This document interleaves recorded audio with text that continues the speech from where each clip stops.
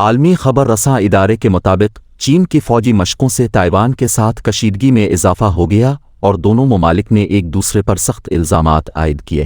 Taiwan کے وزیر دفاع چو کیو چینگ نے خبردار کیا ہے کہ چینی فضائیہ نے فوجی مشقوں کے بہانے کسی قسم کی جارحیت کی تو ہم بھرپور جواب دیں گے۔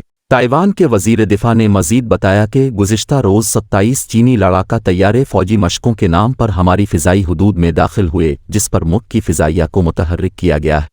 وزیر دفاع چو کیو سینگ نے یہ بھی کہا کہ چین ان حربوں کے ذریعے اپنی طاقت کا مظاہرہ کرنا چاہتا ہے، تاہم تائیوان کی فضائیہ نے بھی بتا دیا ہے کہ جوابی کارروائی کے لیے تیار ہے۔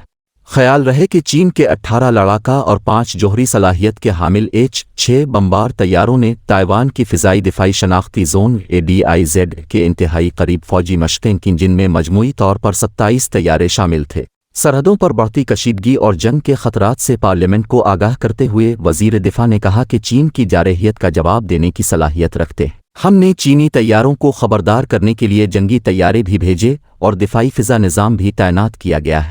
واضح رہے کہ چین نے فوجی مشقوں کے لیے بنائے گئے مشنز کا جواز پیش کرتے ہوئے کہا تھا کہ یہ مشن ملک کی خود مختاری کے تحفظ کے لیے بنائے گئے ہیں اور فوجی مشقیں بلا تعطل جاری رہیں گی۔